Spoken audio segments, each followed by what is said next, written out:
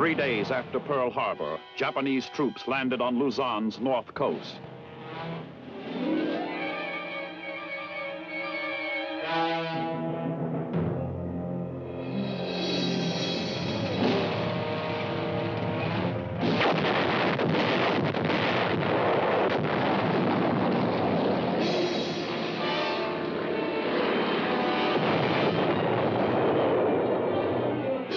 The following day, still another Japanese landing was made on Luzon's east coast.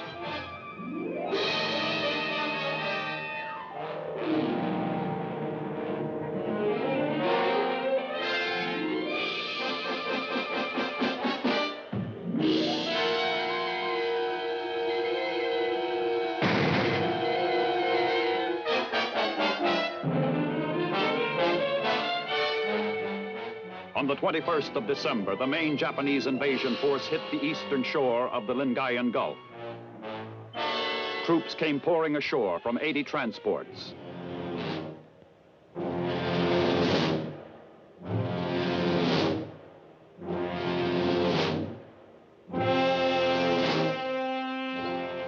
The Japanese onslaught gave General MacArthur only one choice: fight a delaying action, try to regroup his forces. It was a monumental task. The Japanese had struck swiftly, suddenly, devastatingly. They pressed forward, unchecked.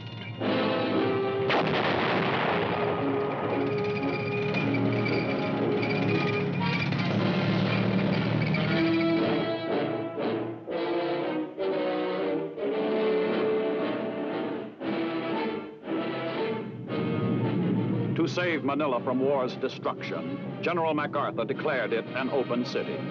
Ignoring such humanitarian consideration, the Japanese bombed Manila.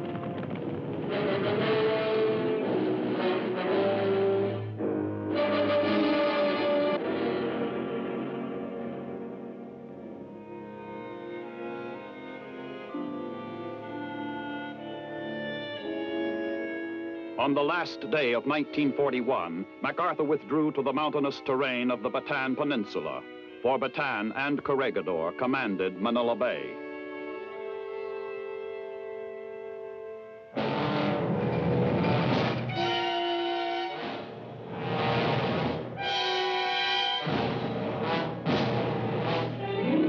The objective was to delay the enemy's entrance to the bay.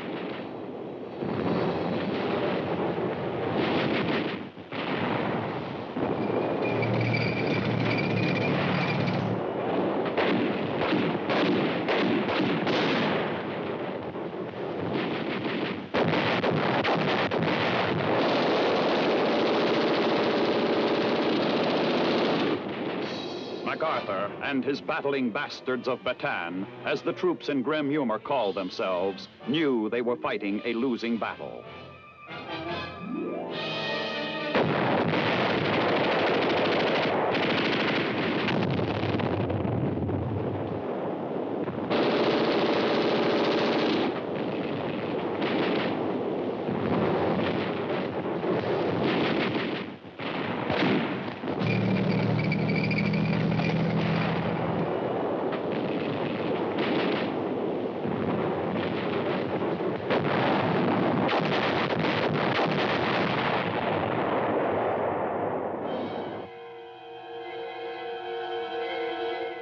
But they fought on, gaining precious time for us to recover from the disaster at Pearl Harbor and build up our forces.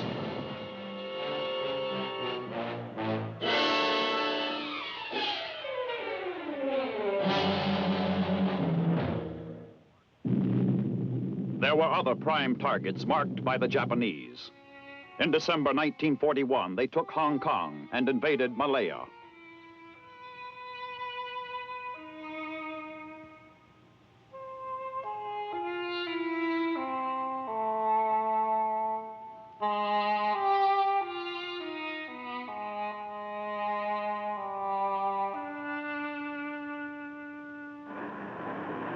They bombed British Singapore and its great naval base.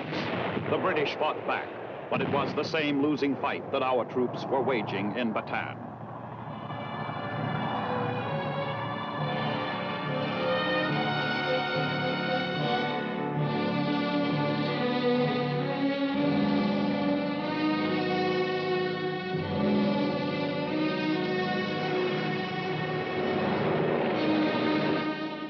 On New Year's Day, 1942, the siege of Bataan began.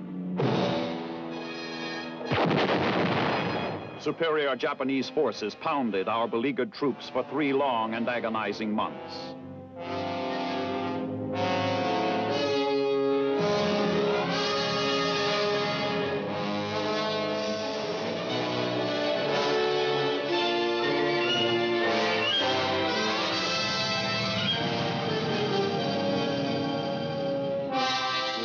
On February 22nd, 1942, President Roosevelt ordered General MacArthur to leave the Philippines and proceed to Australia as Supreme Allied Commander in the Southwest Pacific.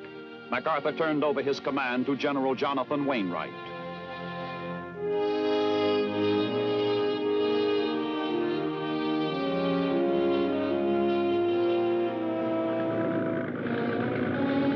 MacArthur made the first leg of his journey to Australia by PT boat through enemy-infested waters.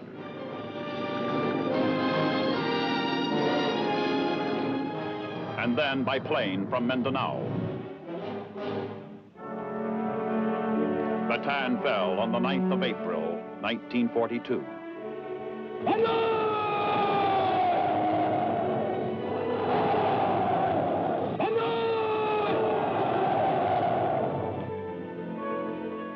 Thousands of captured American and Filipino prisoners of war began their infamous death march. Hundreds were to die, felled by exhaustion and by the bayonets of their captors. To those self-designated battling bastards of Bataan, who starved and fought on, the nation owes a debt it can never repay. Theirs was a heroism seldom matched.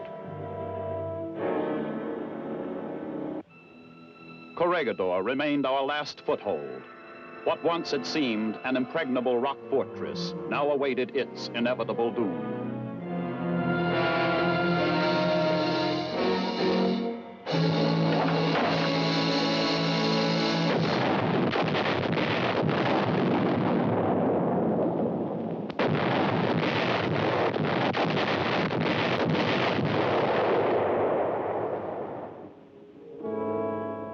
The fortunes of the United States and its allies were at their lowest ebb.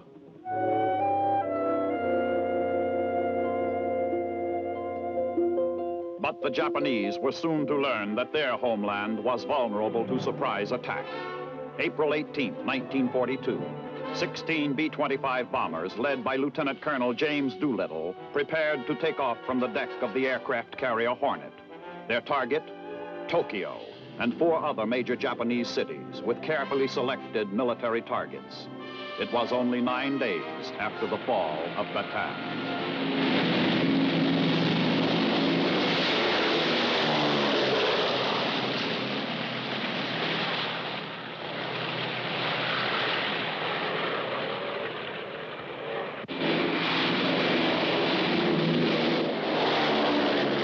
Never before had such a carrier-based operation been attempted.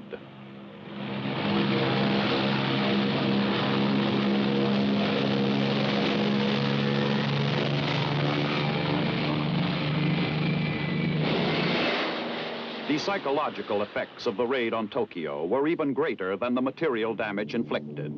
It raised the morale of all Americans. It shocked the enemy into realization that we had the will and the wherewithal to carry the war to the heart of his own homeland. 3 weeks later, United States Navy planes of a carrier task force struck the Japanese fleet a damaging blow in the Coral Sea. The first naval battle in history to be fought entirely with carrier-based aircraft.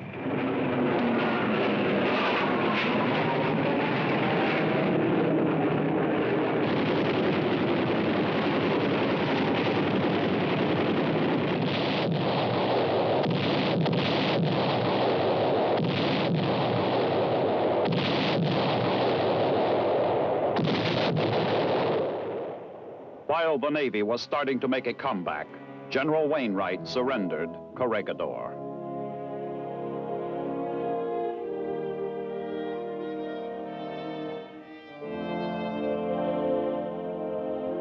A proud old soldier who had fought in World War I and who now at the age of 59 was surrendering his sword without cause for shame. for he and his men had fought in the finest tradition of the American fighting man.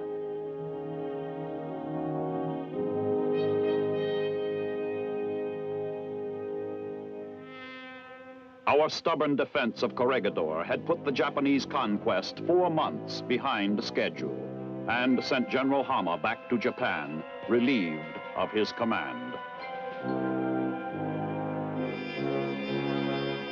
In January of 1942, President Roosevelt had addressed Congress and the nation to set new and immediate production goals. First, to increase our production rate of airplanes so rapidly that in this year, 1942, we shall produce 60,000 planes, 10,000.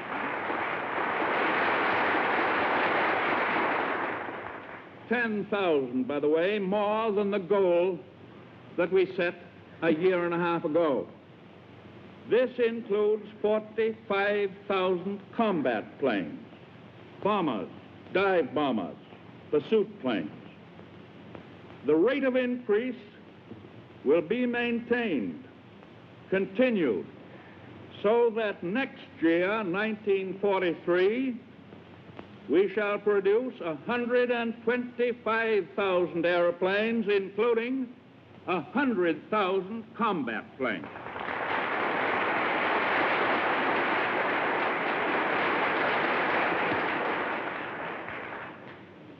Second, to increase our production rate of tanks so rapidly that in this year, 1942, we shall produce 45,000 tanks, and to continue that increase so that next year, 1943, we shall produce 75,000 tanks.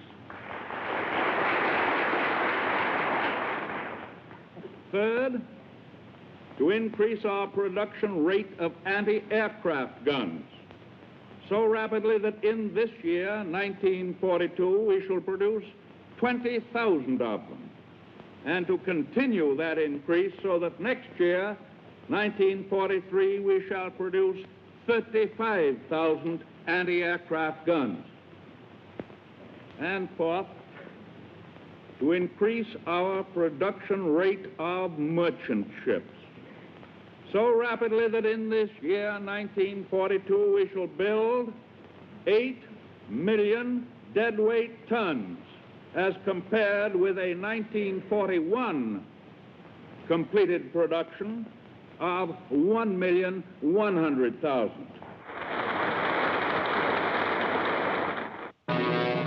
Immense forces were mobilizing.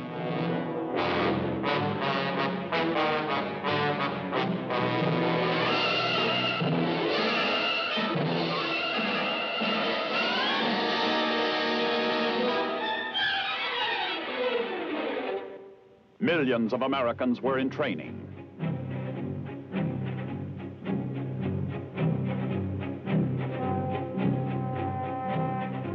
The infantry,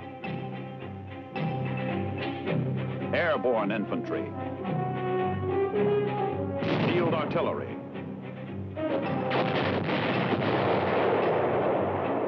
anti-aircraft artillery,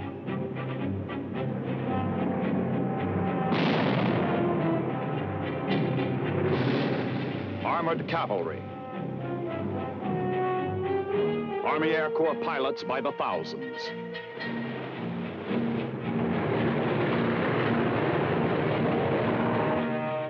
Woman power as well as manpower.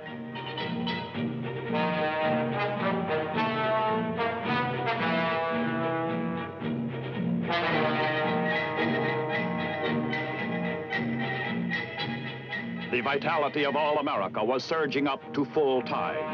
American labor and management performed miracles.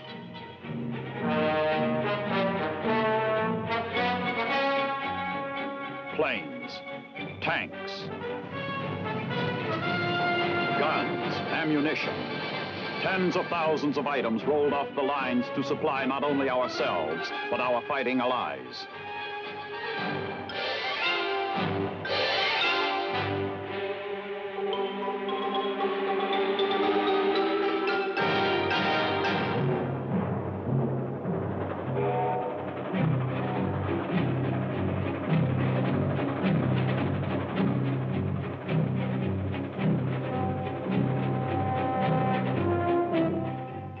the home front, 1942 was a momentous year. Great plans and stratagems were being laid and coordinated.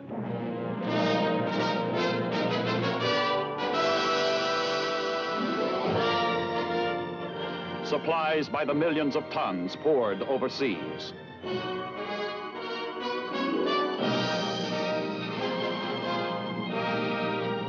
Nazi submarines took a heavy toll.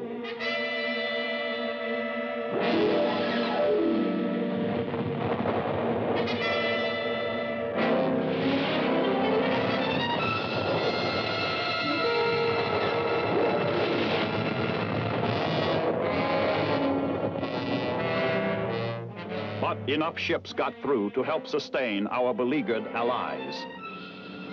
In the air, the tables were starting to turn. 1,000 Royal Air Force planes in a single massive saturation raid smashed Cologne, Germany.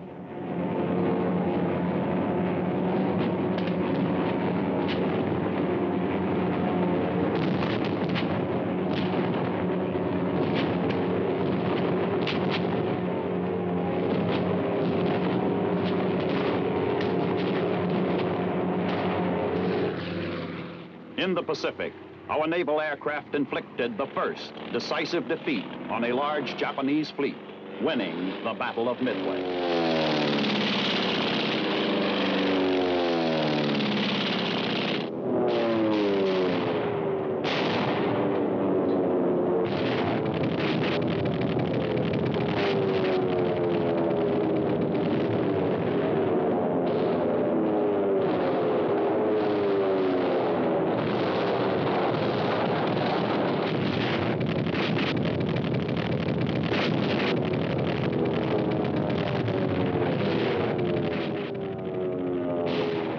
Was an hour of triumph.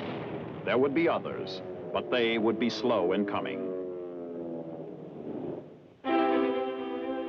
Our top military leaders were now taking the high places reserved for them by destiny. General Douglas MacArthur, commander in the Southwest Pacific, and Admiral Chester Nimitz.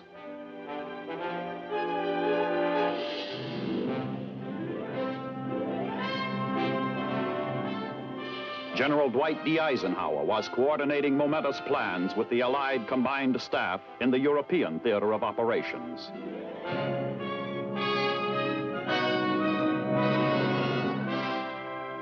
General Leslie McNair, commanding general of all American ground forces.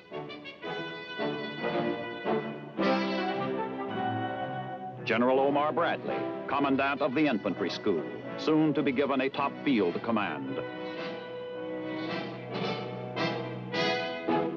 General Henry Hap Arnold, commanding Army Air Forces. General Breon Somervell moved up to Chief of the Services of Supply with the stupendous task of logistical support for what would finally be an army of many millions deployed throughout the world.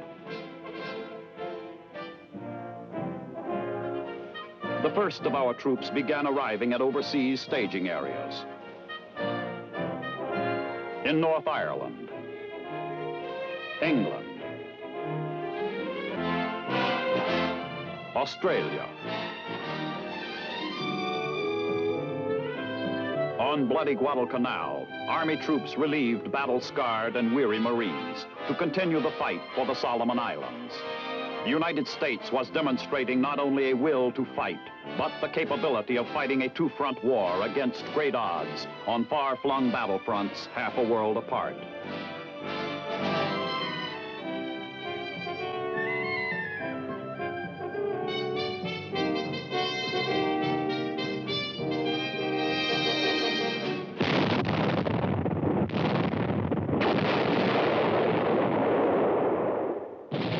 On the 8th of November, 1942, American amphibious forces struck the shores of North Africa.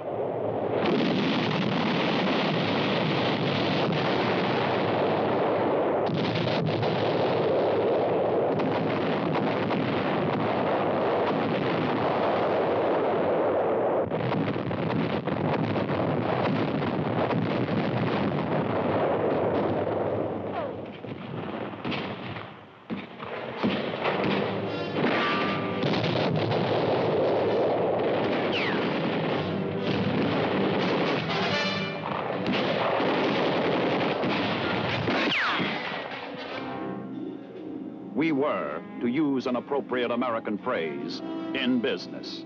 The business of an all-out fight against powerful aggressors who had reached out to conquer the world. We had come thousands of miles, but not for conquest.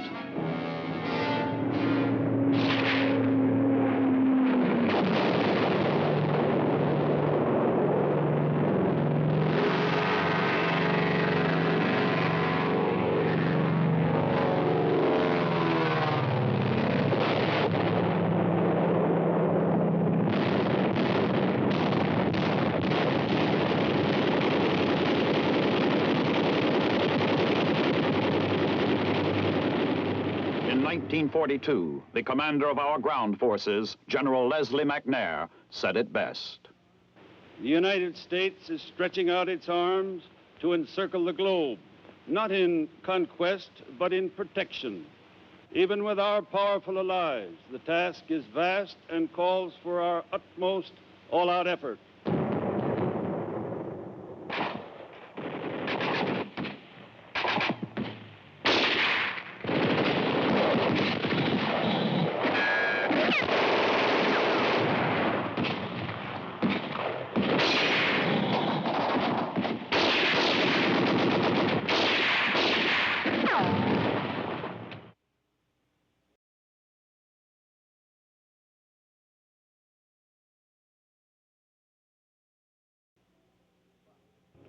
Tanks,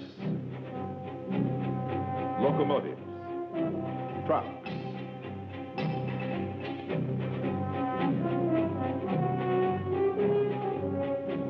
Free French forces in North Africa were supplied enough arms and materiel to equip 12 combat divisions.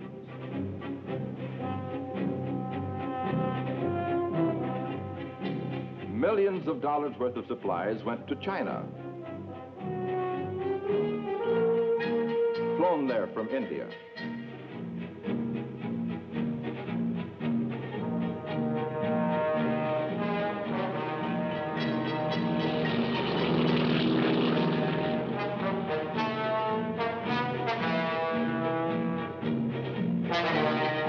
To Russia alone, over the submarine menaced route to Murmansk, almost 500,000 pieces of heavy equipment, railroad rolling stock, and clothing.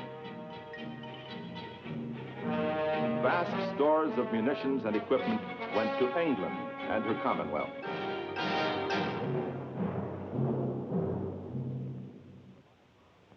All of this while we were supplying our own widely deployed forces and building up mountains of supplies for the massive invasion of Europe yet to come. The miracle of supply achieved by the United States Army in World War II was historic. It represented the outpouring of a great nation's energies and resources, not for conquest, but to win freedom for men who would be free everywhere. Mighty America had come fully alive. A revitalized agriculture reached the largest food production goals in the history of mankind. Food not only for ourselves and our allies, but for the hungry populations of the countries our armies would liberate and occupy.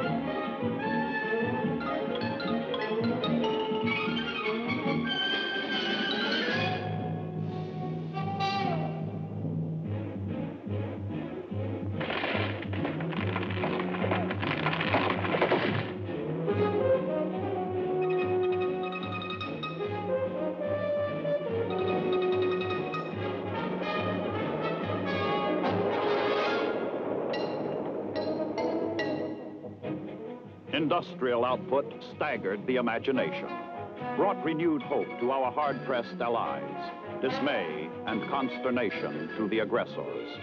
It amazed even ourselves.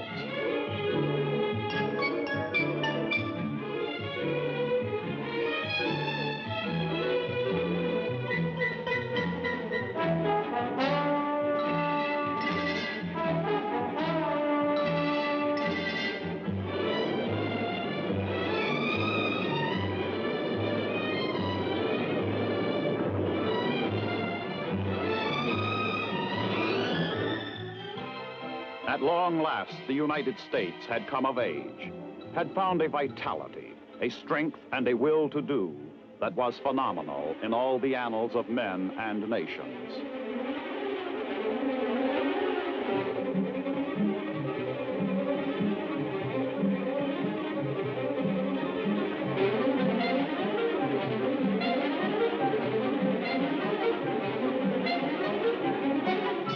Great convoys of ships stretched out as far as the eye could see, carrying the millions of tons of cargo we kept pouring overseas.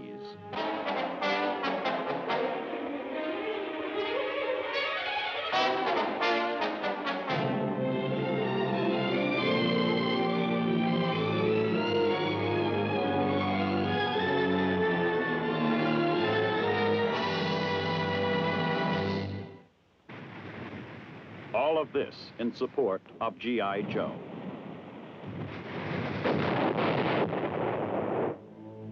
And who was G.I. Joe? He was the oft-times grimy, unshaven, heart and soul, blood and guts of America, the citizen soldier, the immortal image of the American fighting man whose forefathers had starved and frozen at Valley Forge to fight on and triumph at Yorktown, and again a few years later at the Battle of New Orleans. He had been a raw recruit at Bull Run, but emerged the victor at Gettysburg and the winner of a great and tragic civil war at Appomattox. He was the man who drove the enemy to defeat at Chateau Thierry, at Saint Mihiel and the Meuse-Argonne. He was and is the American soldier personified.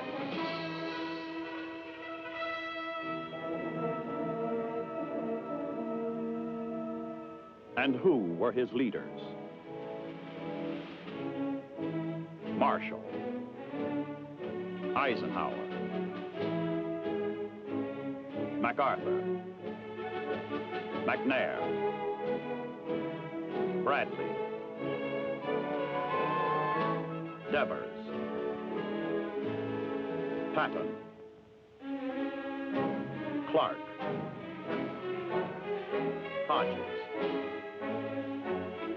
Kruger, Eichelberger, Patch, men like McAuliffe, men who possessed the indomitable spirit and genius of Washington, Winfield Scott, Andrew Jackson, Grant, Sherman, Sheridan, George G. Meade, Robert E. Lee, John J. Pershing. This was the heritage of American military leadership in World War II, a heritage they could not and would not fail. Their one and only goal, victory. From buck privates to four-star generals, these were the priceless outpouring of America's greatest resource, the product of more than a century and a half of freedom, of democracy in action, of a great dream that their forefathers had fought for and made a reality, and which these, their sons, were fighting to preserve. But even amidst the tensions of war, there were precious hours of respite in which battle-weary men found rest and relaxation and brief moments of humor.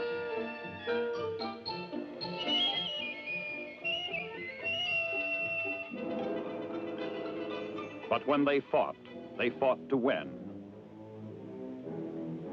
Theirs was a sublime dedication. Theirs was a glory the world would not soon forget.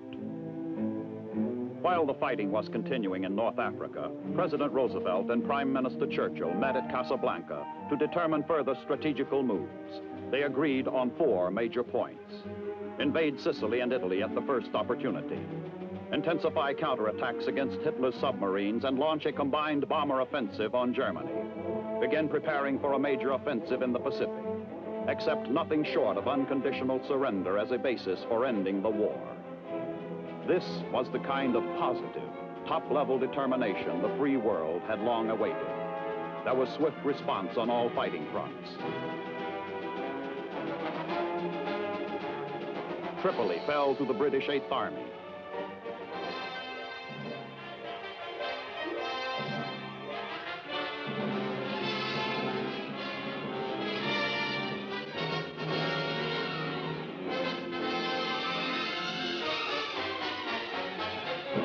In bitter fighting, Nazi tanks hurled back Allied forces to the Algerian border.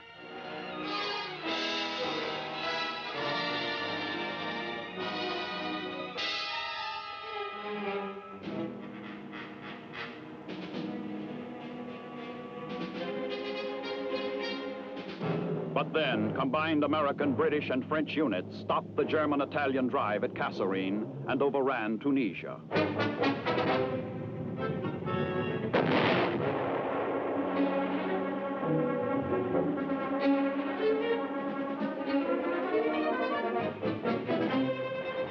In the Pacific, on bloody Guadalcanal, fighting an entirely different kind of warfare, United States troops overcame the last fanatical Japanese resistance and won complete control of the island and its airfields.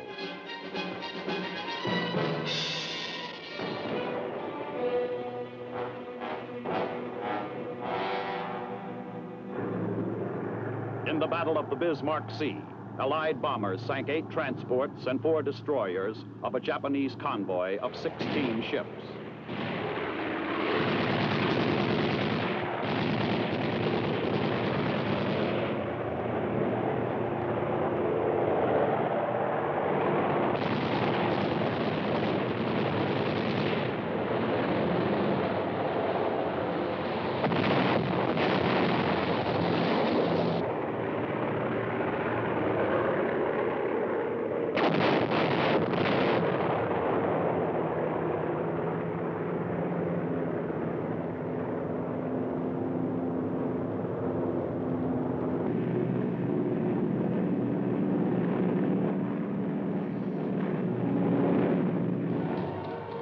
"181 days after the Allied landings in North Africa, Tunis and Bizerte fell before the drive of American, British, and French forces.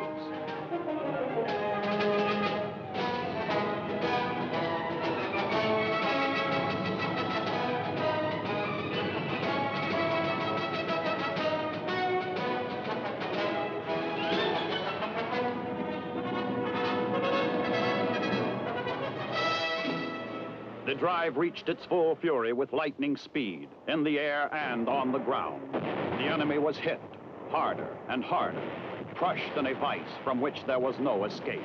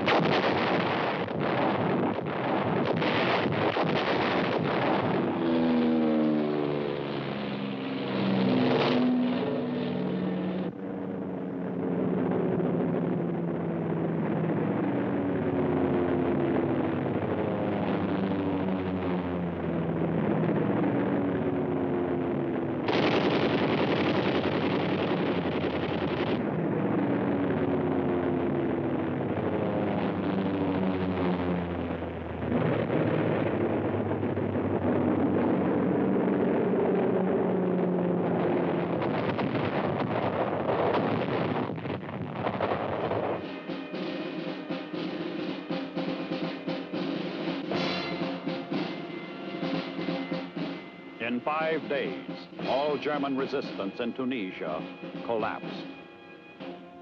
The Axis forces surrendered. The myth of Hitler's super race was beginning to crack.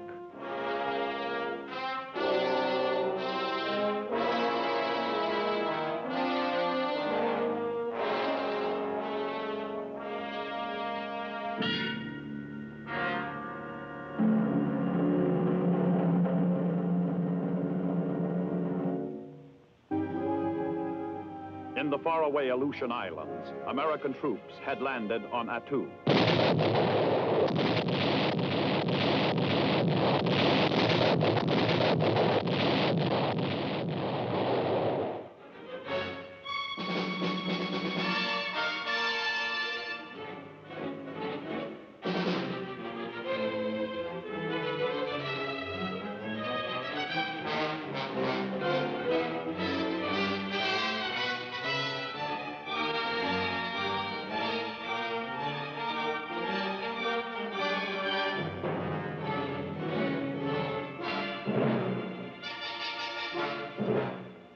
Still farther away in New Guinea, American and Australian troops drove back the stubborn and fanatical enemy in close fighting in malaria-infested jungles.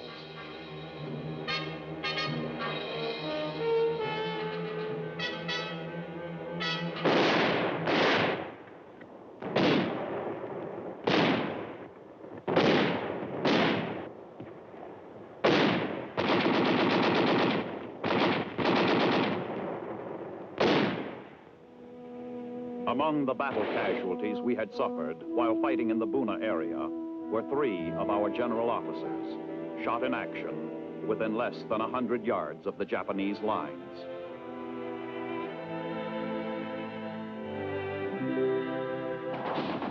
From victories on the deserts of North Africa, the fog-bound Aleutians,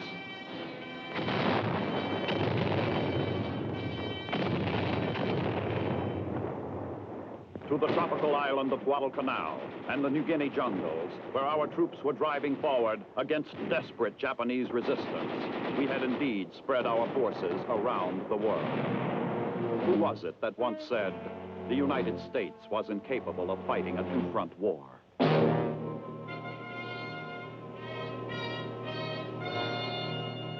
Within less than 16 months, the United States Navy had performed a miracle of salvage. Of all the ships sunk or damaged on December 7th, 1941 at Pearl Harbor, all but 3 were back in service and in fighting trim by May 1943. An achievement on a scale unequaled in naval history.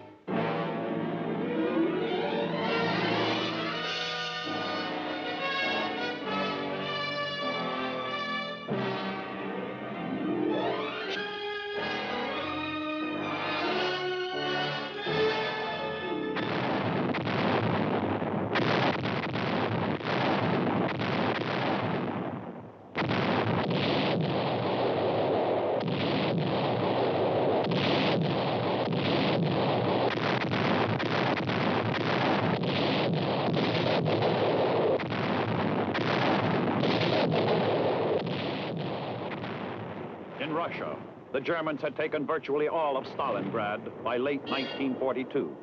Their conquest was short-lived.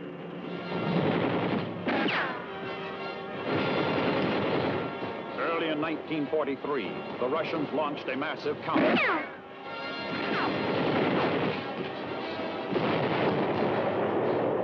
Retook Stalingrad, destroying a Nazi army of 330,000. Capturing 17 of Hitler's generals.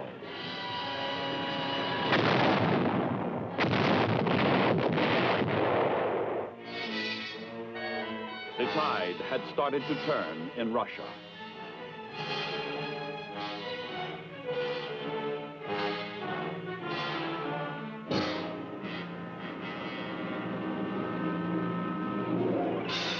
In June of 1943, hundreds of Royal Air Force planes engaged in a non-stop aerial offensive over occupied Europe that continued unremittingly for 10 days.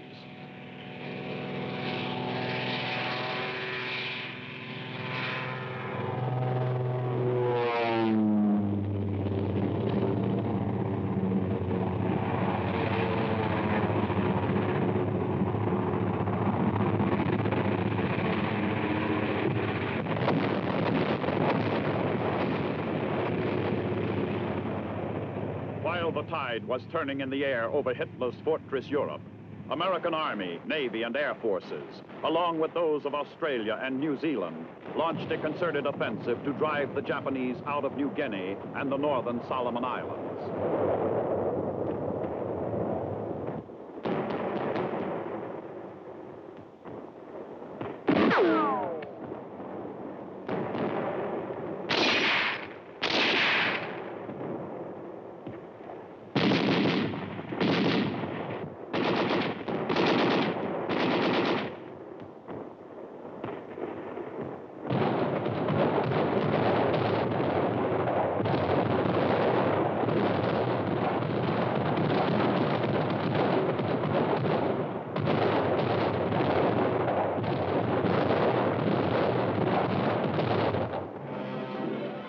Enemy forces on Rendova Island were wiped out. Our troops drove for the Munda Airfield on New Georgia Island.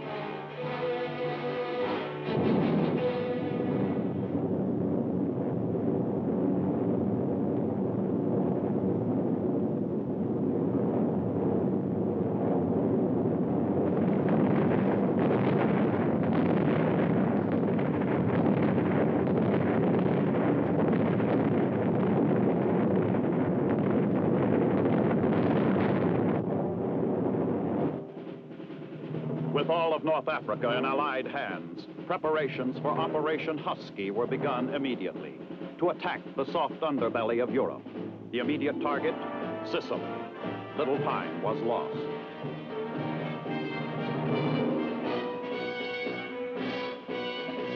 Only 60 days after the surrender of Axis forces in North Africa, Patton's 7th Army invaded Sicily simultaneously with British and Canadian troops under Montgomery.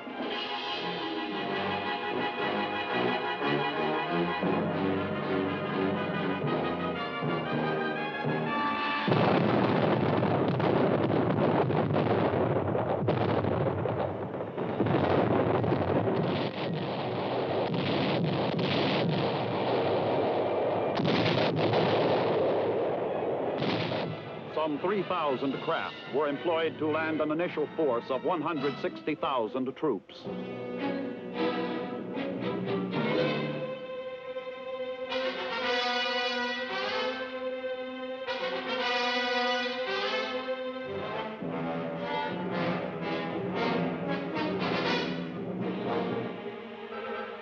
Almost 14,000 vehicles, about 600 tanks, nearly 2,000 guns.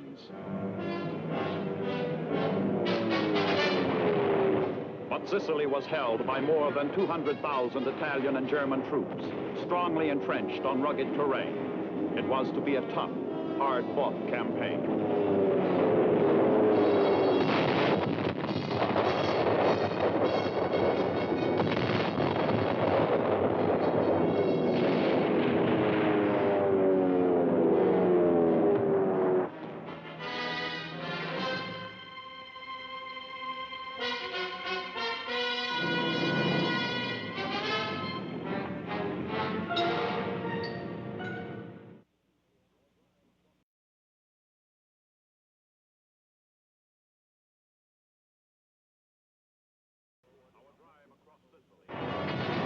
Our drive across Sicily was aimed at the key port of Messina, just across the narrow straits which separate Sicily from the toe of the Italian mainland.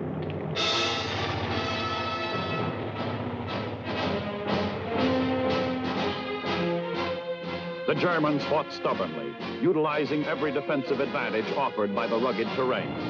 Italian forces offered little resistance.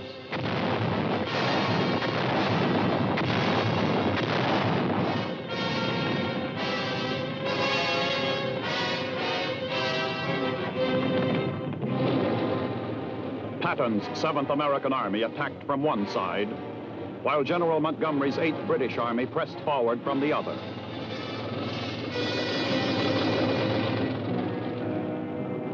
Citizen soldier G.I. Joe had fought and defeated the best the Nazi had to offer in North Africa and had taken the enemy's measure.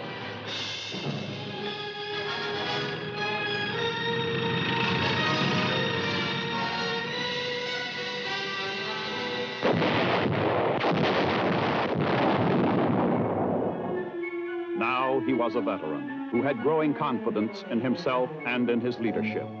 He was a soldier. Whether he knew it or not, he was adding new glory to the traditions of the American fighting man.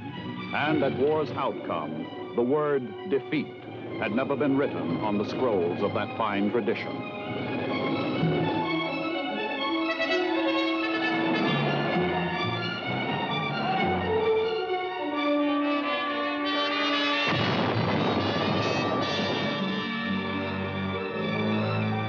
In many areas, there was nothing more than a rut or a road.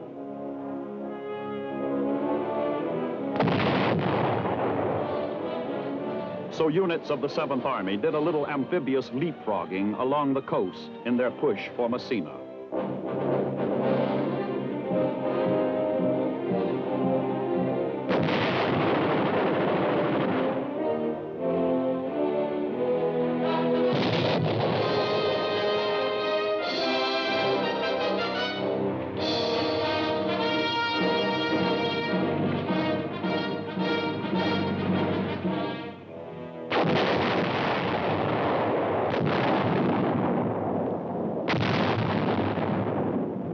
While our 7th Army pushed the Nazis across Sicily, in faraway New Guinea, the 503rd Parachute Infantry Regiment made an airdrop at Nadzab, while American and Australian ground forces continued to press forward.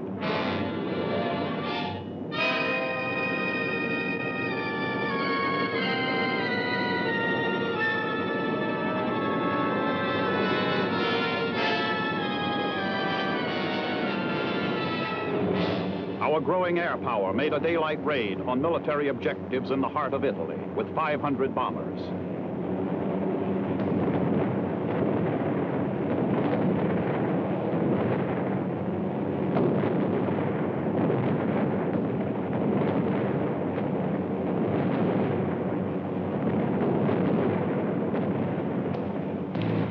On Sicily's north coast, Patton's 7th captured Palermo and drove on eastward toward Messina.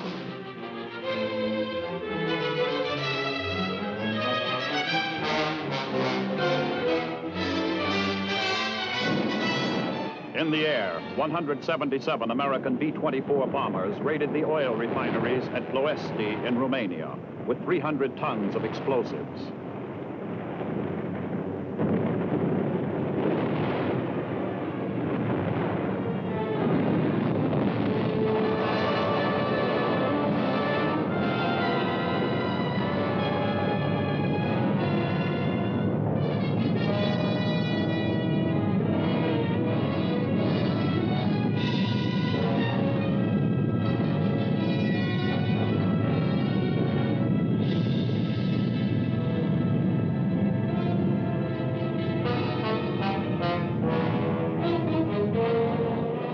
The initiative no longer belonged to the Nazi fascist Axis, in the air or on the ground.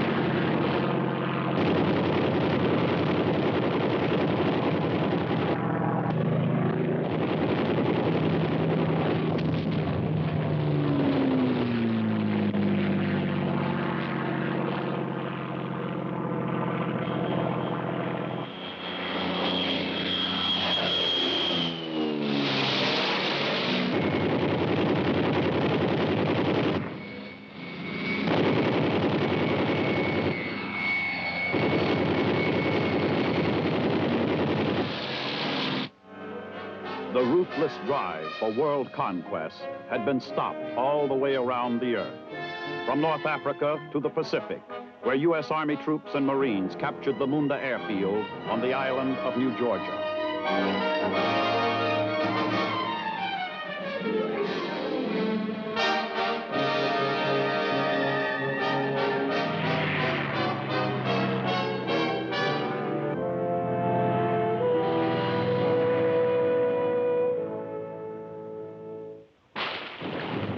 On the same day our troops took Munda, Soviet forces smashed German defenses in central Russia.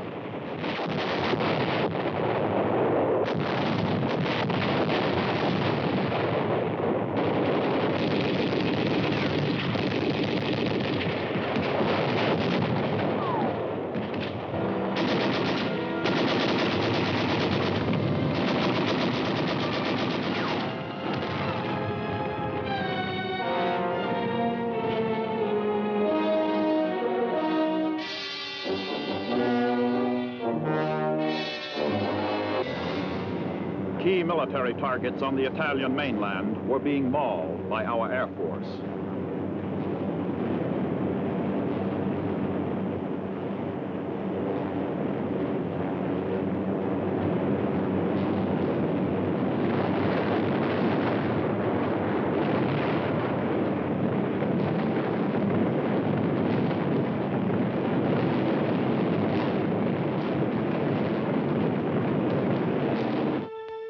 Our ground forces were also hitting the enemy with devastating power.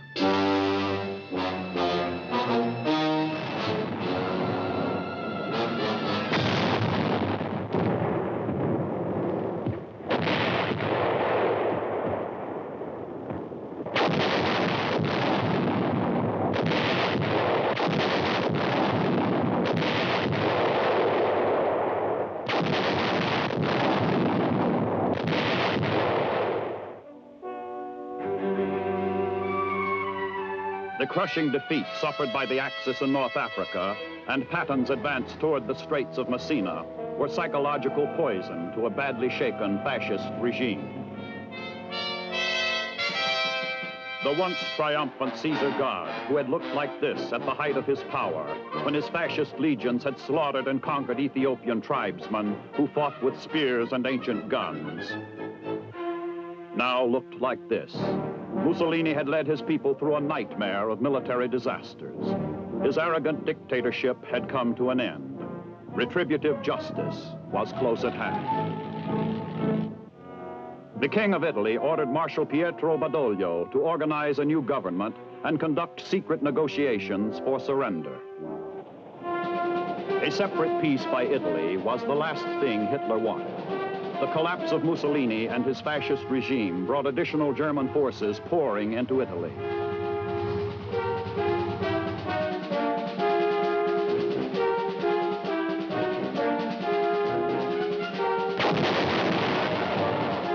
From fighting ally, the Nazi was now the unwelcome intruder who would wage his battles of fierce resistance on Italian soil, bringing further ruin and suffering to an exhausted and war-sick people.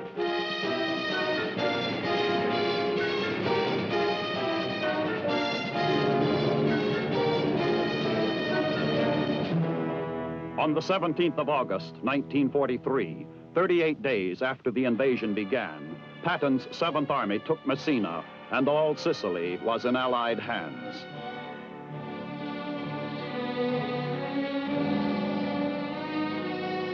As well as 100,000 Italian prisoners.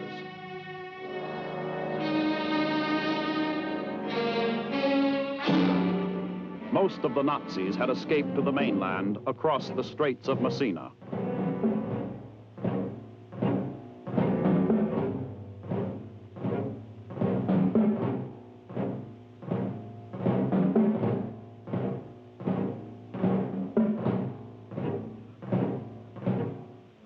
"11 days after the fall of Sicily, Allied headquarters in the Pacific announced the end of all Japanese resistance on New Georgia Island.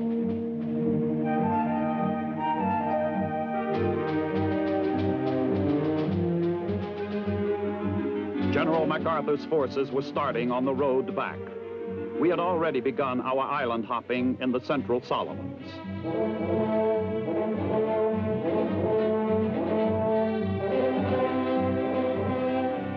But the battle for Nazi-held Italy was only beginning.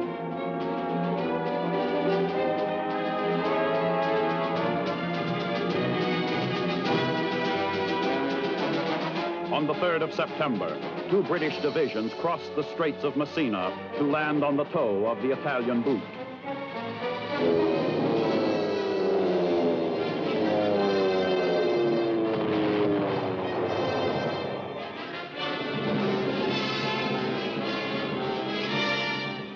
Six days later, American forces struck the beach at Salerno, 30 miles south of Naples. They met stiff enemy resistance.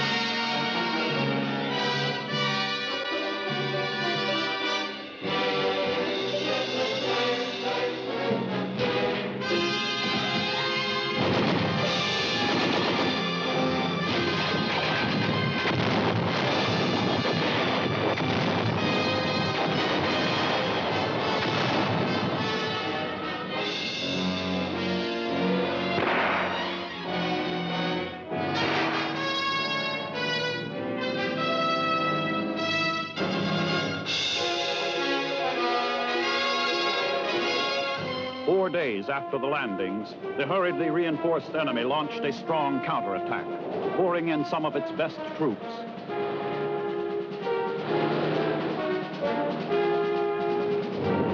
For a time, our foothold was precarious. But supported by a concentration of combined firepower from aircraft, naval guns, and artillery, the Allies held the beachhead.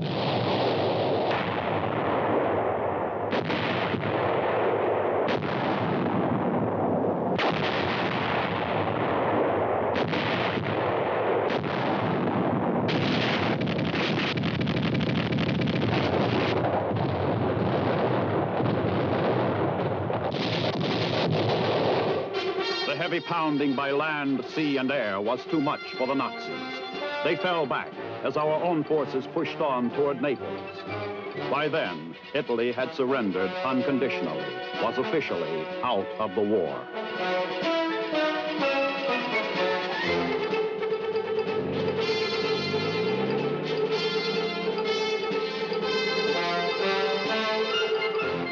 October 1st, 1943.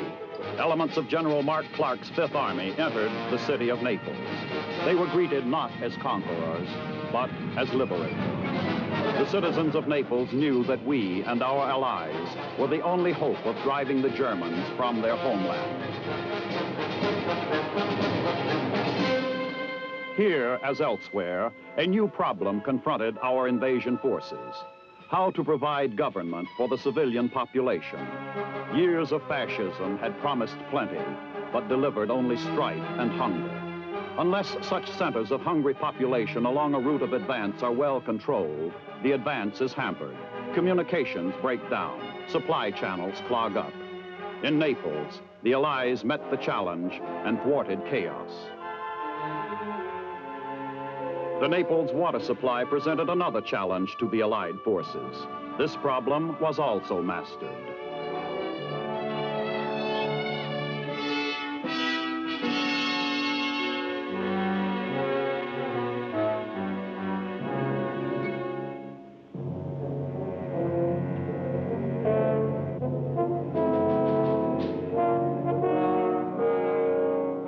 Military government was a necessity, one which also had a direct influence on post-war rehabilitation throughout Europe.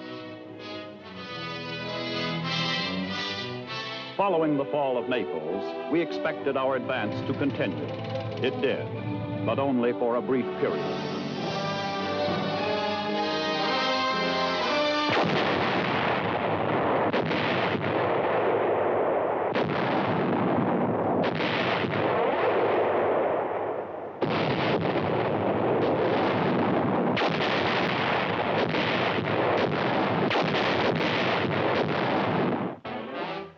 The mountainous regions of central Italy provided the Germans with a number of natural defense lines.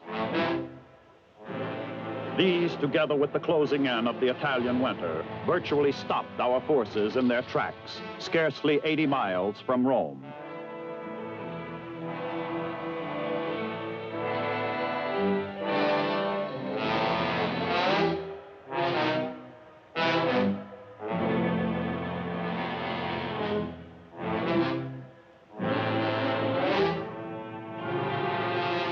While our fighting men in Italy were faced with a veritable stalemate, an entirely different kind of war was going on in the faraway Pacific, where Allied forces landed on Mono and Sterling Islands in a campaign launched to drive the Japanese from Bougainville.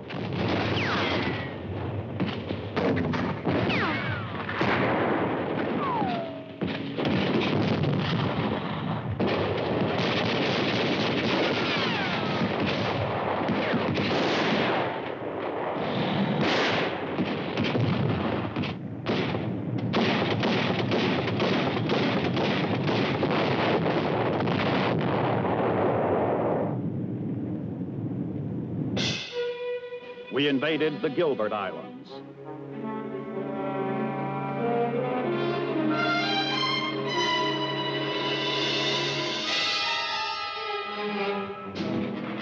The 2nd Marine Division took Tarawa after 76 hours of bloody fighting.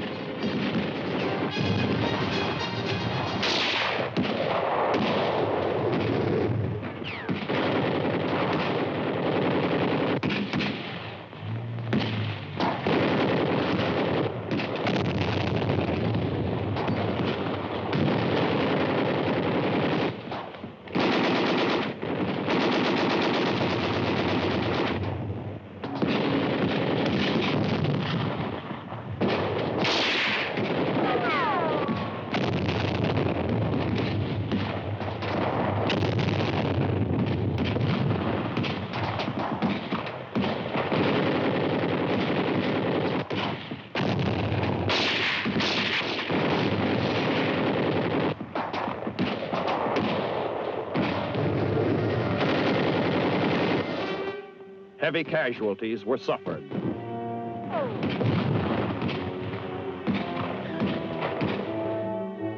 But the Japanese were wiped out.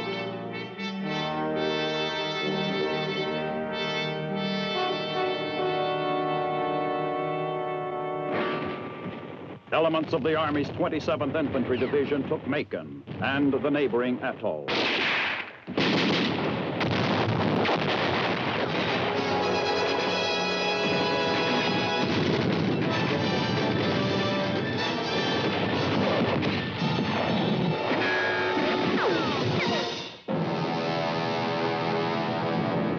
Our Army Air Corps was engaged in massive bombing of the industrial heart of Germany, devastating Nazi plants and marshalling yards. But the Nazis' Götterdämmerung, the twilight of the gods, had yet to come.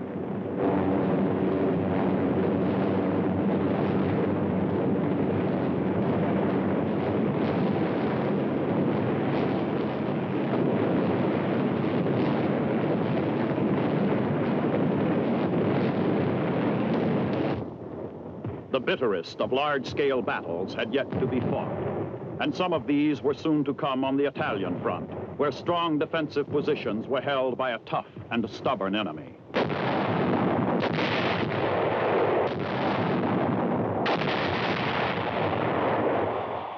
That and the weather had bogged down our advance.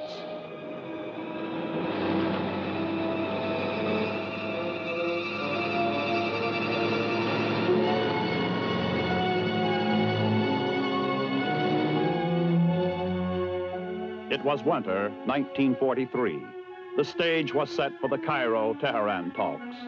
Roosevelt and Churchill met with Chiang Kai-shek at Cairo. Even at the moment fighting was most intense in Italy, high-level master plans continued to be made for the invasion of France and for other Allied operations throughout the world. At Cairo, talks centered on the relation of European operations to the war in the Pacific.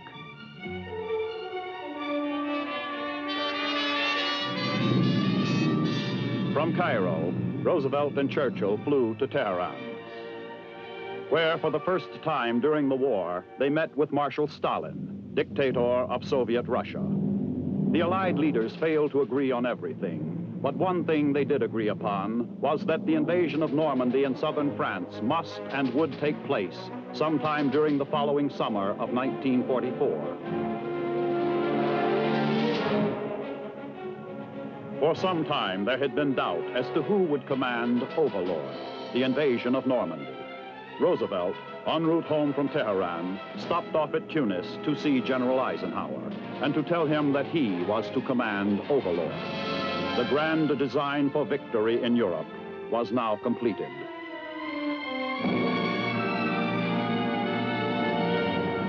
But so far as the Allies in Italy were concerned, France and the cross-channel invasion were a long way off. It was to be a tragically long winter of hard fighting in Italy.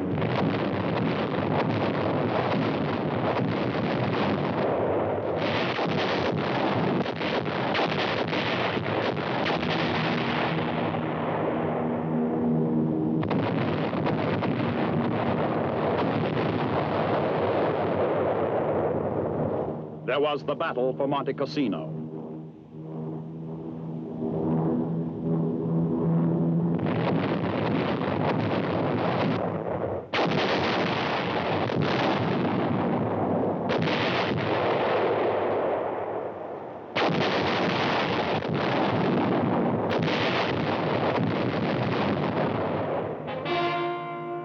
To bypass the mountainous terrain holding up our advance in southern Italy, our forces made an amphibious landing at Anzio, only 35 miles south of Rome. Heavy Nazi resistance stalled the breakout from the beaches.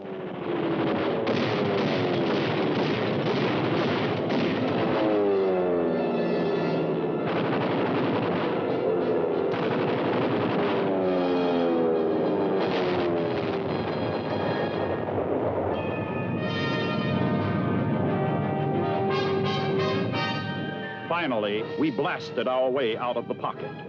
The landings at Anzio convinced Hitler that we were launching an all-out campaign in Italy. rushed 8 more divisions to reinforce his army in Italy, and the stalemate was resumed.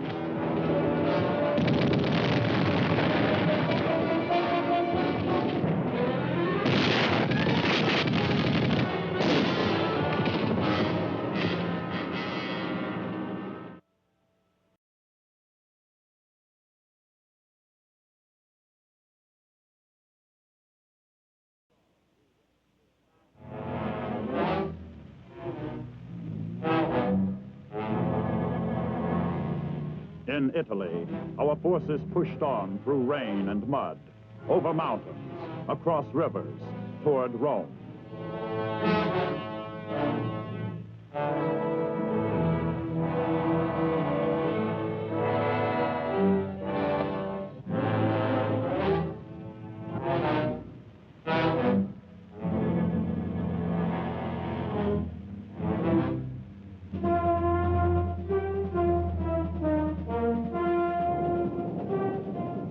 Our power drive up the Italian boot forced the enemy to divert 30 of his divisions from France and the Low Countries, weakening his defenses along the English Channel coast, where our invasion of France was soon to come.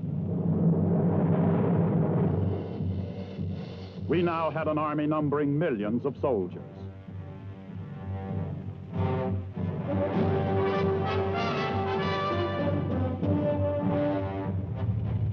We now had 150,000 armored vehicles as compared to the 29 tanks the Army had in 1940.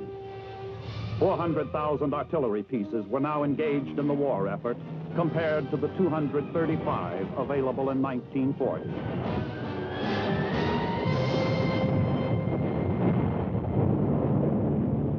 From a 1940 production capacity of 117 aircraft a month, we were now producing 9,000 planes of all types a month, a plane every 5 minutes, 12 an hour.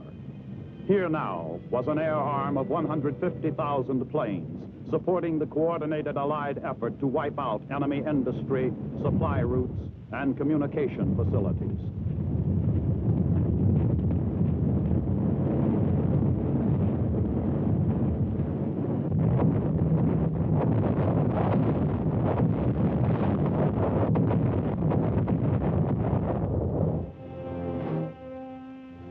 The American tiger, grown sleepy on a full stomach, or so the Japanese had thought, was now fully awake, lean, and fighting in the jungles.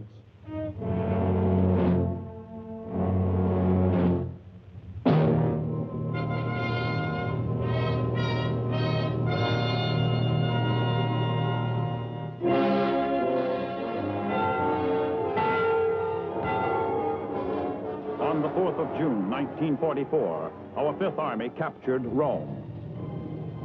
It was a military victory, yes, but its psychological effect carried the greater impact throughout the world, for it was the first Axis capital to fall into our hands, bringing consternation and foreboding to the enemy, and fresh heart and rejoicing to the free world and its fighting forces.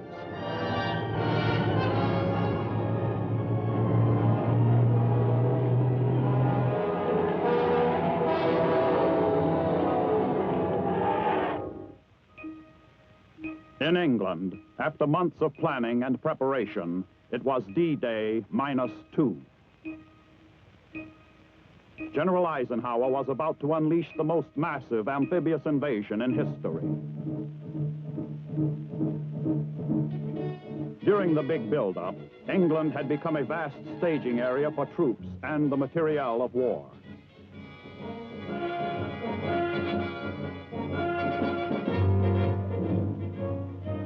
Thousands of vehicles and ready-to-be assembled combat-type aircraft. 20,000 railroad cars and 1,000 locomotives. 20 million square feet of covered storage and shop space. 44 million square feet of open storage space to hold the growing volume of supplies, wire, tires, bombs, shells, and other explosive devices. Awaiting invasion port embarkation were thousands of trucks and support vehicles. Row upon row of tanks. and a wide range of artillery weapons. 170 miles of new railroad had been constructed to haul more than 2 million tons of supplies and combat hardware to the invasion ports.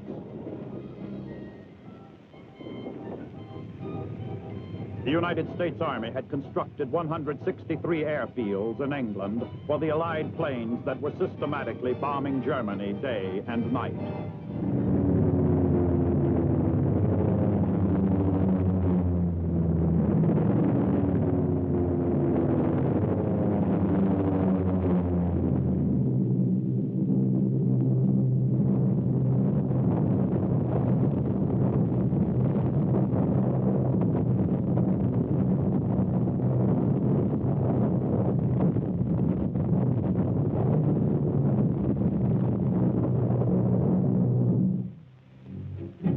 The invasion directive issued by the combined chiefs of staff was concise. General Eisenhower had his orders. You will enter the continent of Europe and, in conjunction with the other Allied nations, undertake operations aimed at the heart of Germany and the destruction of her armed forces. Another American general was to have a central role in complying with that monumental order. General Omar N. Bradley, field commander of American forces.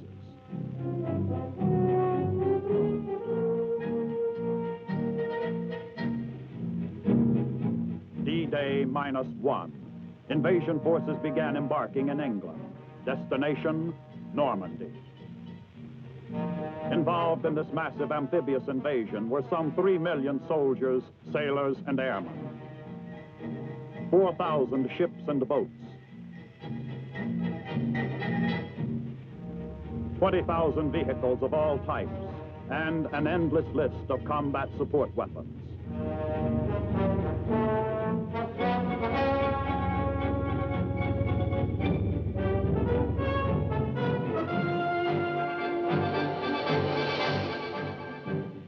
Operation Overlord, the code name for the invasion, was close at hand.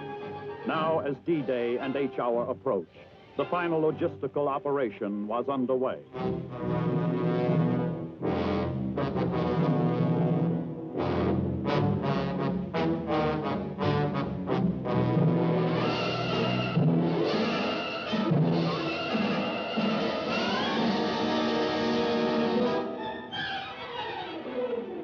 In the darkness before dawn on June 6, 1944, the great invasion began to unfold. 17,000 men of the 82nd and 101st Airborne Divisions, with over 2 million pounds of combat equipment and supplies, were airlifted to carefully selected drop zones behind the invasion beaches, where they were dropped to secure key road junctions and other strategic terrain objectives.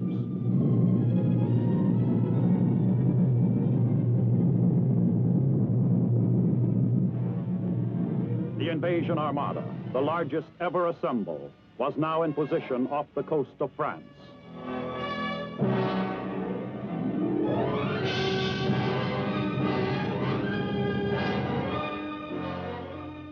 While our assault forces prepared for H-Hour, Allied naval power began their concentrated shore bombardment.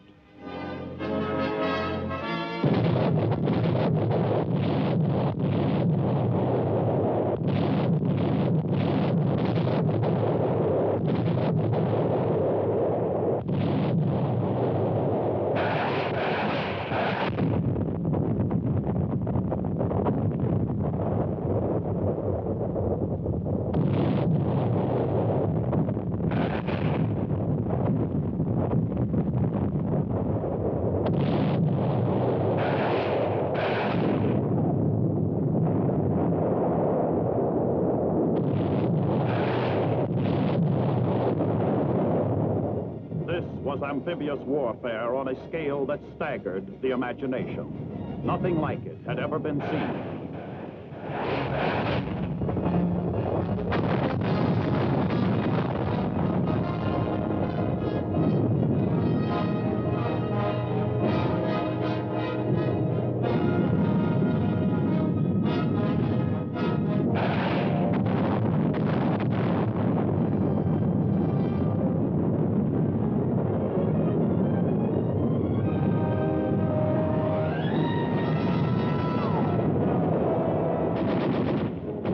At Omaha Beach, in the first assault, 30,000 American troops stormed ashore.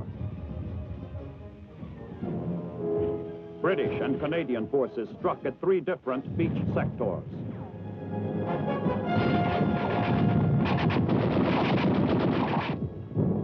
At Utah Beach, 20,000 American troops were landed. By the end of the first day, our invasion force ashore totaled 120,000 men. With every passing hour, with each passing day, reinforcements streamed ashore to enlarge the beachhead with tanks, trucks, ammunition, and supplies.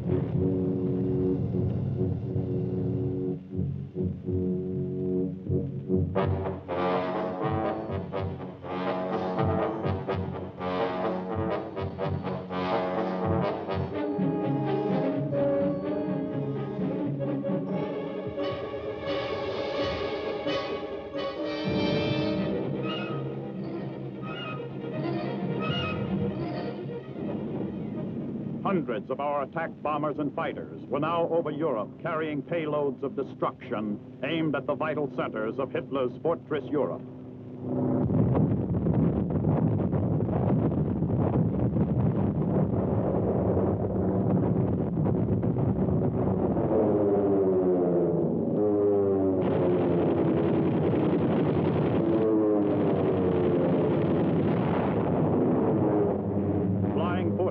In heavy formations, cascaded 3,500 tons of explosives, a ton every second, upon Nazi-held positions.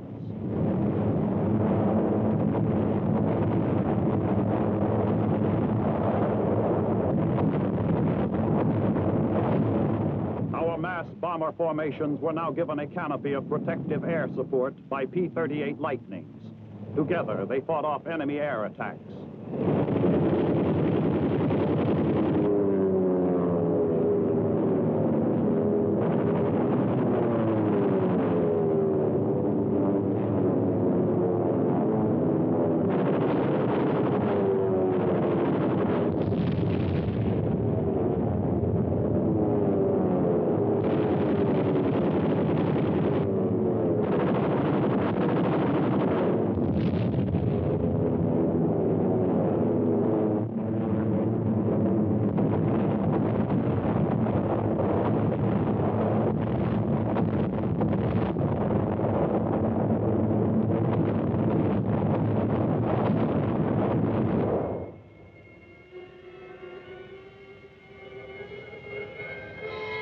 As the roar of engines and concussion of the bombs were still ringing in the ears of a dazed and battered enemy, our ground artillery opened up.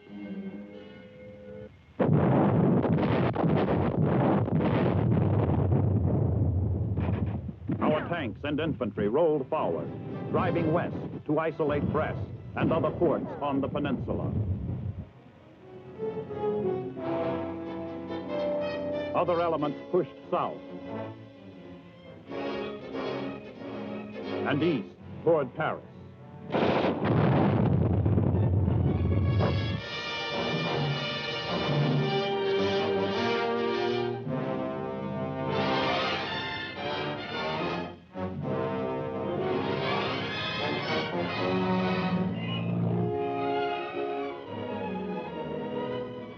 What was left of 10 German divisions was mopped up by the very men their Fuhrer had told them were not soldiers and would not fight.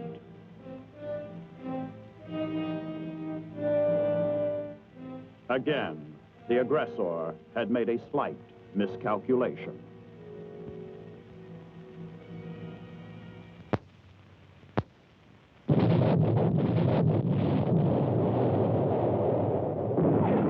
As the Germans were meeting disaster in northwestern France, the United States 7th Army, combat-hardened veterans of the fighting in Italy, hit the beaches in southern France on the morning of August 15th.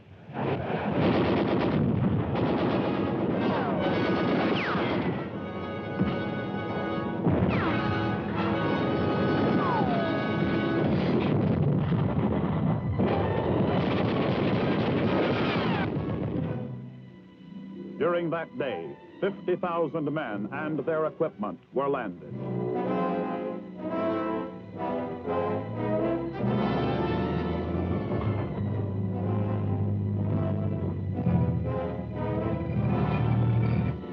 The American 6th Army Corps pushed north along the Rhone River Valley.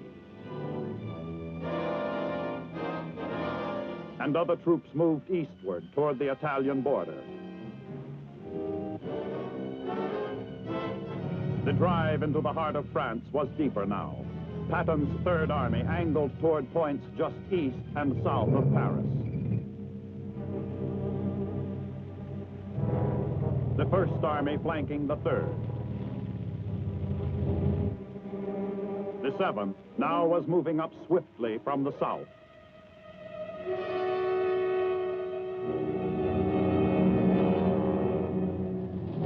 Days after the landings in southern France, Paris was liberated after 4 years of Nazi occupation.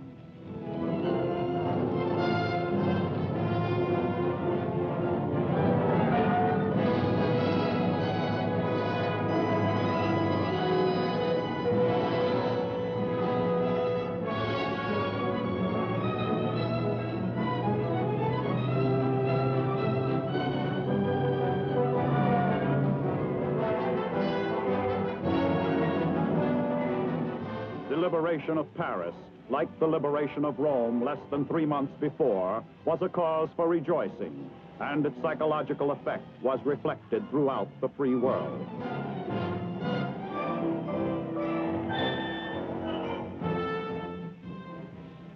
Among our troops, who paraded so proudly down the Champs-Élysées, were some whose fathers had followed the same flag down that famous avenue a quarter of a century before, celebrating another victory, which they too had won in the best traditions of the American fighting man, and who had come there not for conquest, but to liberate. But the men of our fighting forces knew it was only one more important milestone along the rugged road to victory. Allied armies held bridgeheads all along the line of the Seine.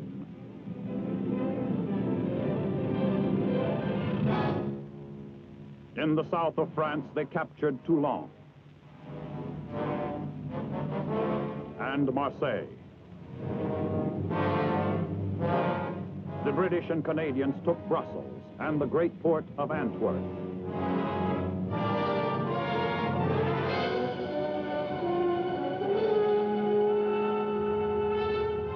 The 1st American Army pushed across the border into Belgium and drove on to Liège. The 3rd took Verdun.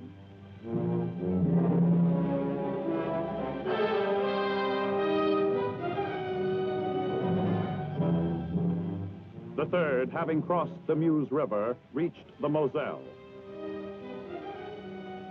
Now the Allied front ran on a line all the way from the Swiss border to the North Sea.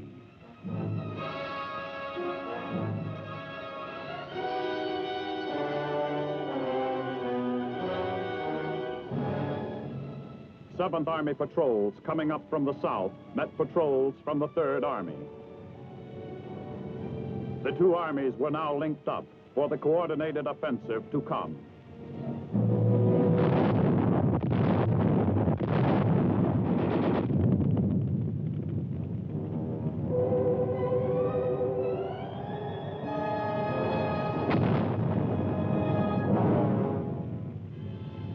Retreat for Nazi forces caught on the wrong side of the line was cut off. We rounded up our share of prisoners. The desperate plight of Hitler's armies became more apparent as the bewildered legions of a once mighty, destructive force found themselves defeated by an army they had been repeatedly told would never last on the soil of the Third Reich longer than 9 hours.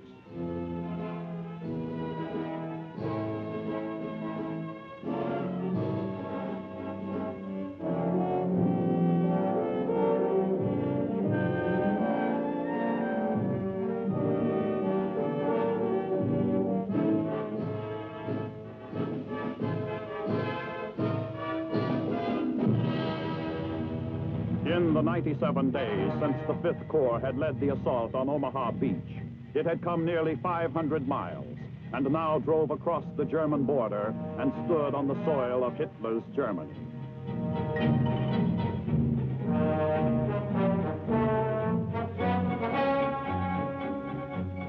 Who was it that once said, "The American was no soldier"?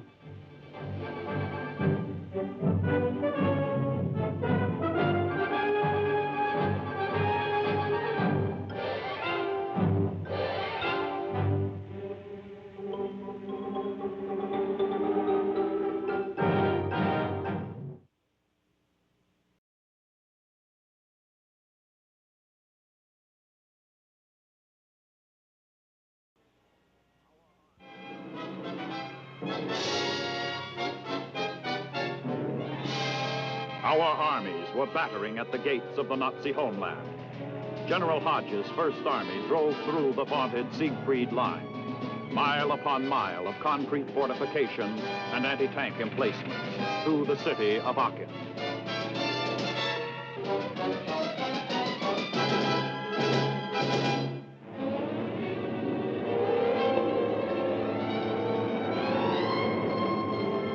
Years and 7 months after General MacArthur had left the Philippines, he kept his promise to return.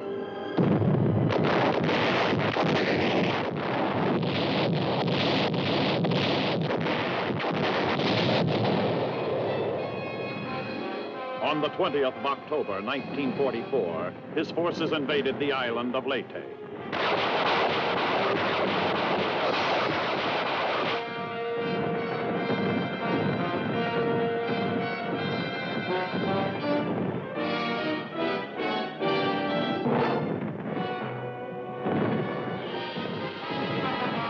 This, too, was to be no easy parade to victory.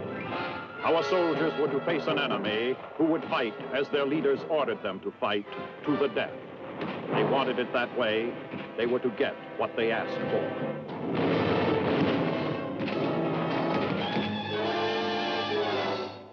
Seven days after MacArthur landed on Leyte, the United States 3rd and 7th Fleets dealt the Japanese Navy its death blow in the battle for the Leyte Gulf.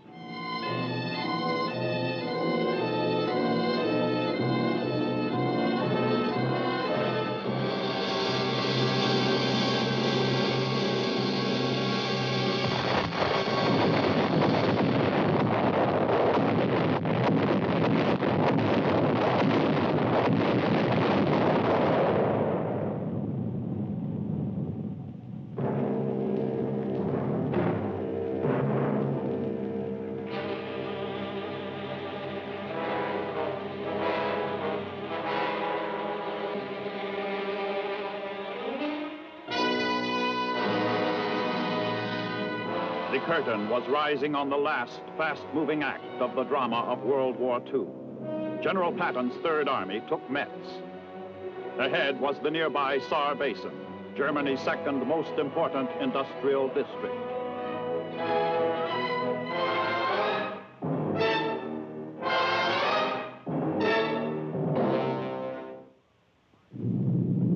On the other side of the world, Army B-29 bombers from new bases on Saipan showered bombs on Tokyo, a fiery rain from the heavens to avenge Pearl Harbor. The campaign on Leyte was going well as our forces moved on, capturing the Japanese base at Ormoc along the west coast. Other forces landed on Mindoro Island with no losses.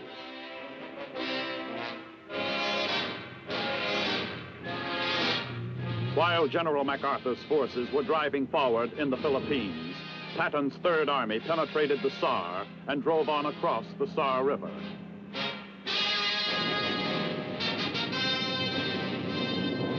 A record-breaking fleet of 1,600 United States heavy bombers blasted Frankfurt and other German cities.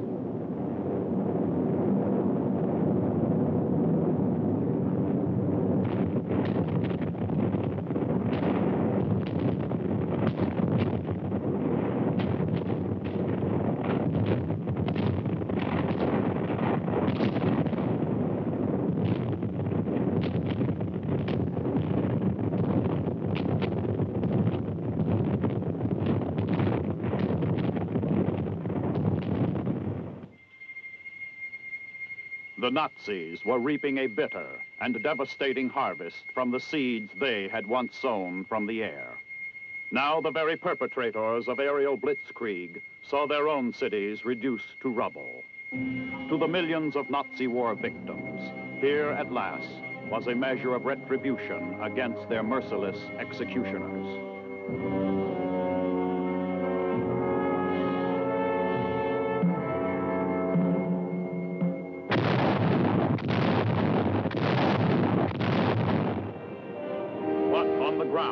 Some of the bitterest fighting of the war took place on the Cologne Plain.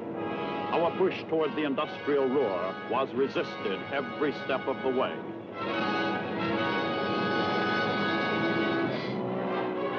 Then, on the 16th of December, 1944, the German counteroffensive struck.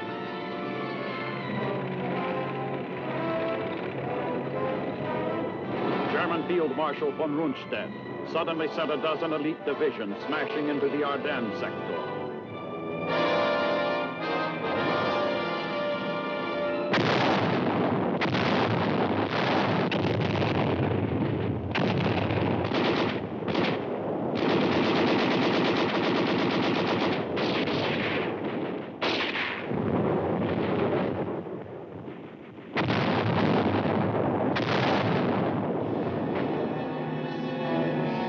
Von Rundstedt had cast the dice for high stakes, crossing the Meuse River, driving toward Liège, and trying to cut the Allied communication lines from Antwerp to the front lines.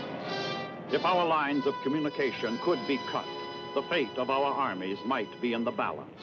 This was the Battle of the Bulge.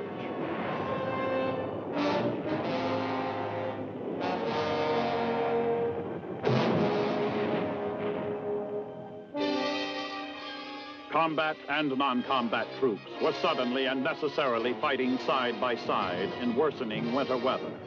Grabbing their weapons, they dug in and responded to the old military axiom of hanging on to buy time until reinforcements would come.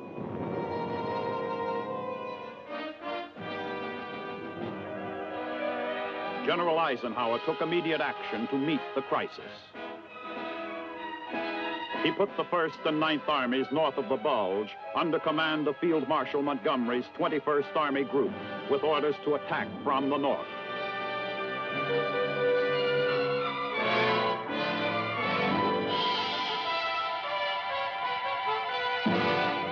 Patton's Third Army was to attack from the south.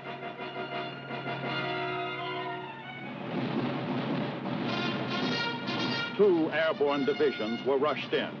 The 101st was ordered to hold the vital communication center at Bastogne.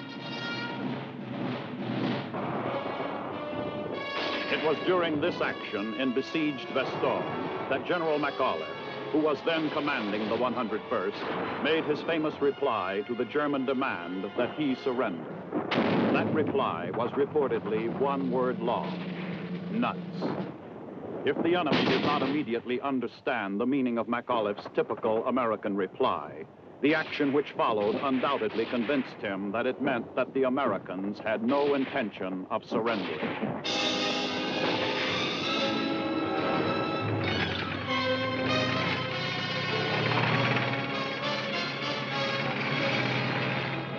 Just 6 days after von Rundstedt had launched his counteroffensive, elements of Patton's Third Army, racing up from the south, struck the German on his southern flank. The pressure was off the 101st Airborne.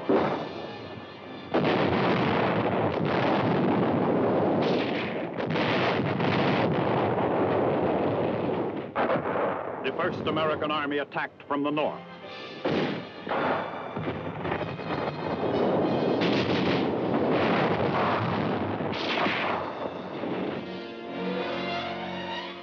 After the British struck the Bulge on the west, the Third Army smashed on north to link up with the First Army.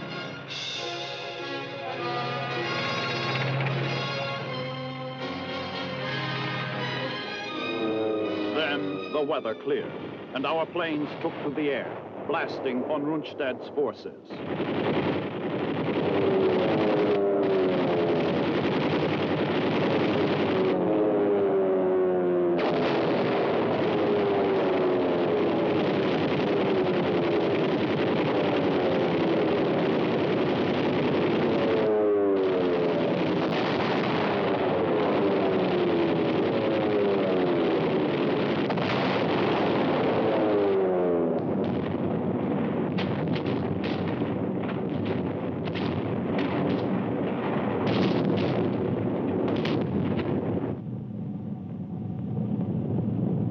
The Battle of the Bulge was soon over. The enemy was retreating. The Germans had thrown their last big Sunday punch of the war.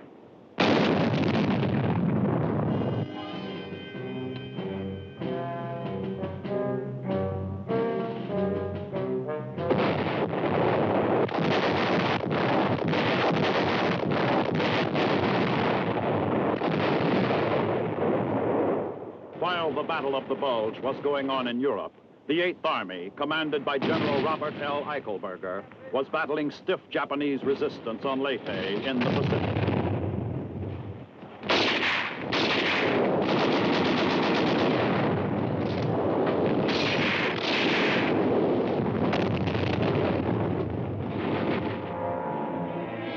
The fight for Leyte would continue for months, until nearly 50,000 fanatical Japanese would be annihilated.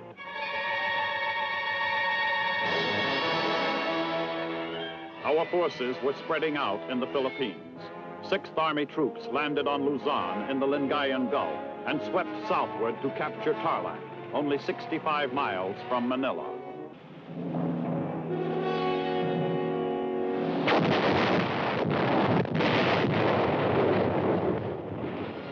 "15 days later, men of the 1st Cavalry Division fought their way into Manila.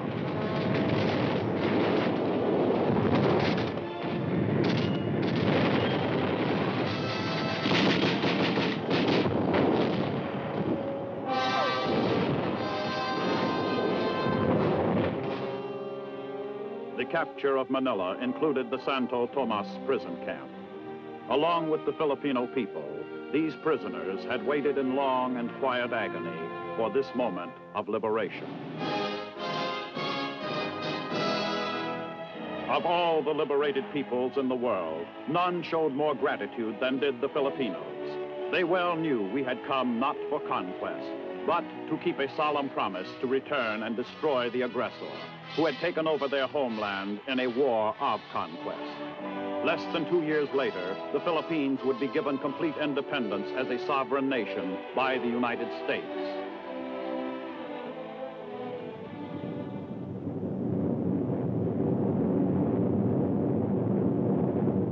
"13 days after the fall of Manila, our airborne troops landed on Corregidor.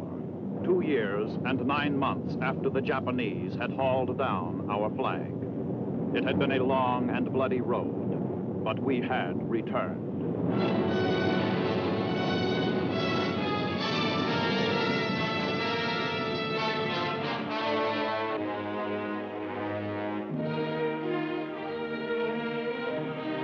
Who and where were those who once had said the American was no soldier, that he would not fight?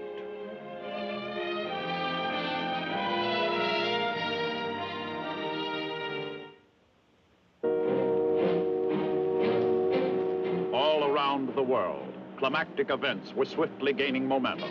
Our 9th Army, under General Simpson, crossed the Rhine on the 2nd of March. 4 days later, General Hodge's 1st Army occupied Cologne. 4 days after that, 300 of our superfortresses blasted Tokyo.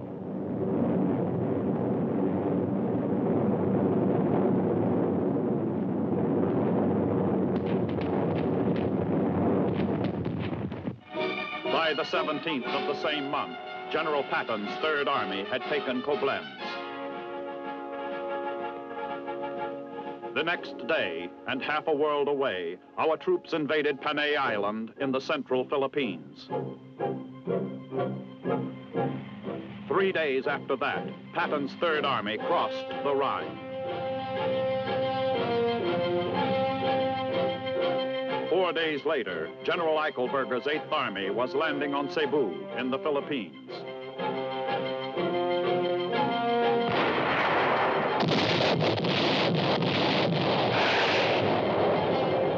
Less than a week after that, on the 1st of April, 1945, the United States 10th Army, under General Simon Buckner, invaded Okinawa. On the 11th of the same month, the 2nd Armored Division of the 9th Army reached the Elbe, only 63 miles from Berlin. The 3rd captured Coburg.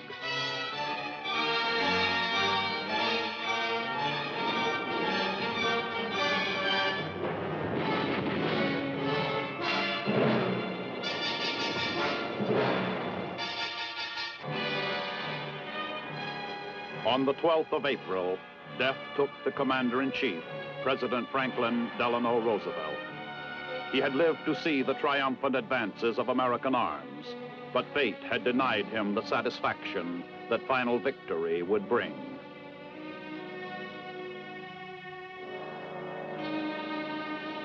Less than a month after President Roosevelt's death, Germany surrendered. Hitler was dead by his own hand. Only a few days before, Mussolini had been killed by Italian partisans.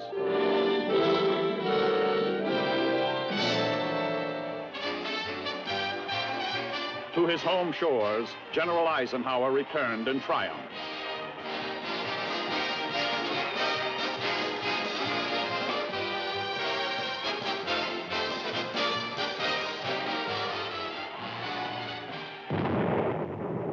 But in the Pacific, a war was still going on, a big and bitterly fought war, with the end not yet in sight. Okinawa was a bloody battleground, as our 10th Army was finding out.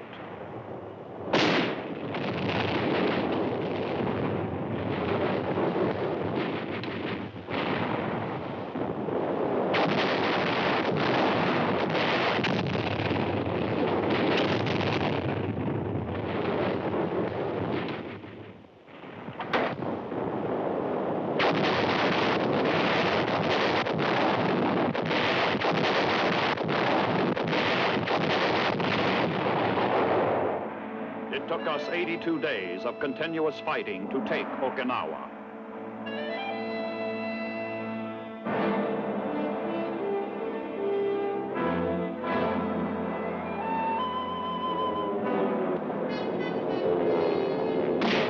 Kamikaze attacks on our Navy took a heavy toll, but we fought back, never letting up.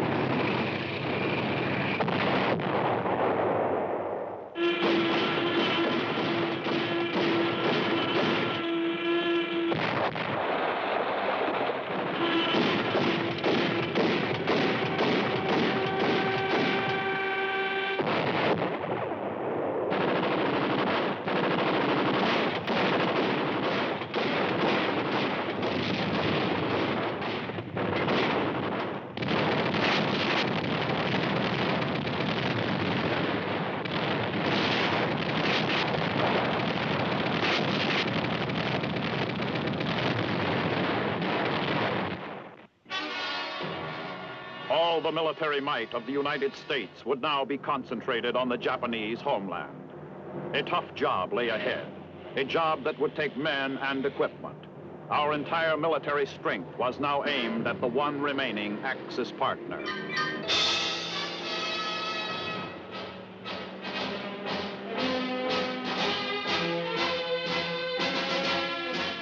Our military planners estimated that in an all-out assault upon Japan itself, our invasion forces would probably suffer 1.5 million casualties.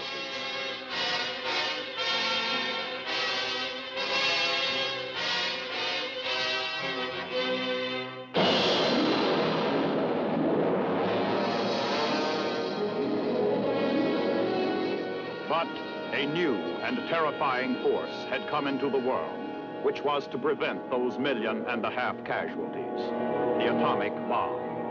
2 of these awesome weapons dropped on Hiroshima and Nagasaki brought Japan to her knees.